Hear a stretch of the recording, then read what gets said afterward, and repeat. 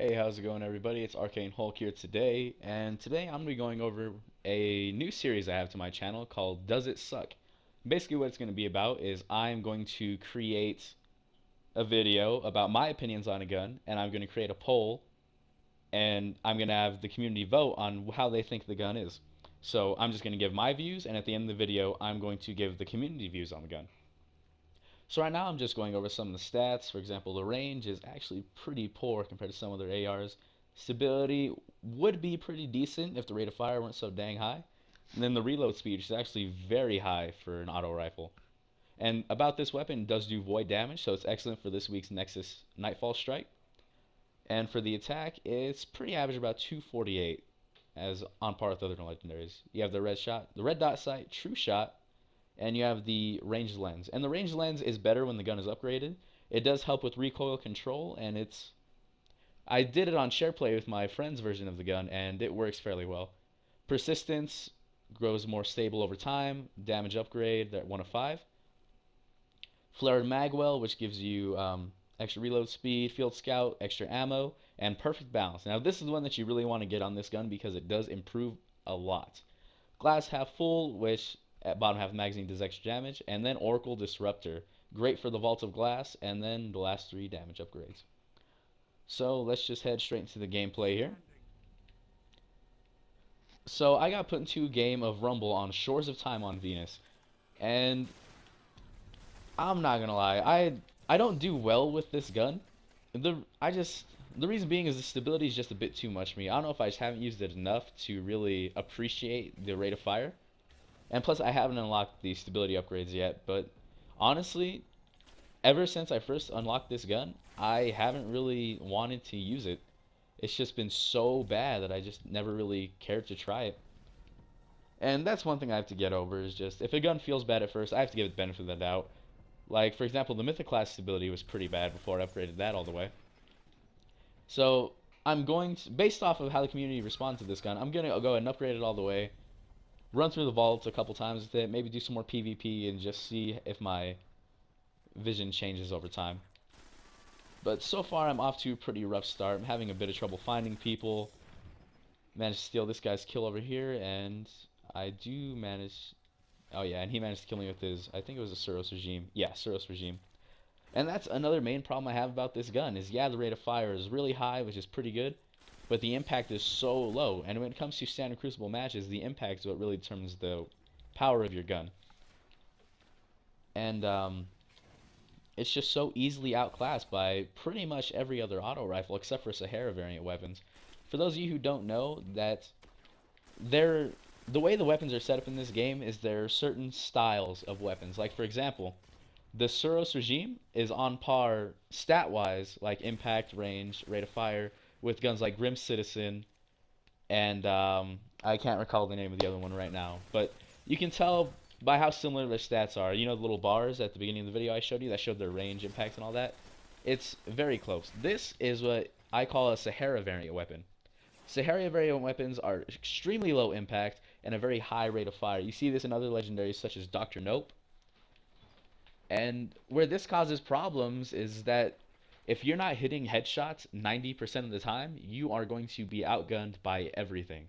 Whether it's even longer range shotguns will destroy you even if they have to pump 4 or 5 shots into you. So that's just one of the few problems I have with this gun. It just really boils down to stability and weak bullets.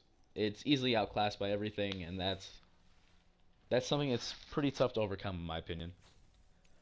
So you'll see here in about a minute I swap over to the last word just to show some variety in the gameplay, because switching from a subpar weapon like the Atheons Epilogue, remember these are all my opinions right now, switching from a subpar weapon like the Atheons Epilogue to a higher tier weapon like the last word hand cannon really shows the difference in damage over time, or not damage over time, damage per second, and basic overall killability with a weapon. So as the Atheons Epilogue portion is winding down right here, I created a poll yesterday and got 26 responses out of it. And the questions I had were, I titled Does It Suck? 3 people voted, said yes. 13 said no. And keep in mind, I did allow them to vote up to 4 times to choose what they wanted to. Is it better with upgrades? 16 people agreed. 64% of the people agreed that yes, it is better with upgrades. And one person agreed that it's just as bad when it's upgraded. Now, a very common consensus is that it is bad in PvP. 1/3 of the people did agree that it's not very good to use in PvP. Crucible, Control, Rumble, Skirmish, all those. And absolutely no one voted that it was bad in PvE, which I agree with. Oracle Disruptor is great to use for the raid. It's good for picking off lower level enemies. And then a small portion, exactly 12%, said it was good in PvP. Now, these are probably the guys who have mastered the stability. Like I said, the third sight upgrade and the stability upgrade, perfect balance, will really help you as far as keeping your shots on target and getting those necessary headshots to get the kill. So 3 people, again, voted good in PvP, and a pretty good majority decided that it was good in PvE. So common consensus of the community is that no, this is not a sucky gun. It is very good until you get, or it's not very good, but once you get the upgrades, it really comes into its own. Oracle Disruptor is great on the Vault of Glass. It's good for picking off lower level enemies, has a big clip, so you can just keep hosing. And if you can keep those headshots on, you can really take advantage of that high number clip and even get multiple kills with it. So there we go. I personally believe that this isn't the best gun. I believe it's superior to nothing, honestly, or everything is superior to it, easily outclassed. But the community agrees that once it has upgrades, it's on par with other auto rifles, and it can be very good in most situations. Alright guys, I'm just going to let the gameplay go and finish off right here. I did almost mount a comeback. I think I lost by like 4 or 5 kills. So not too bad when I was down by almost 1,000 points. But yeah, I hope you guys enjoyed the video, and you all have a nice day. Thank you.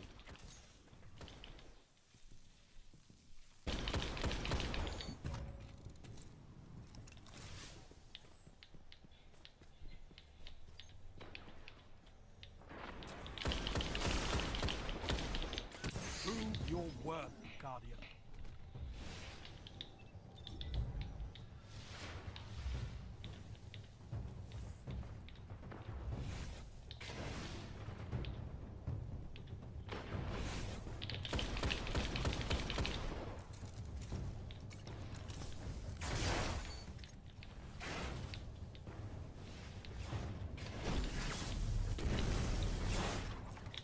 Heavy ammo on the way.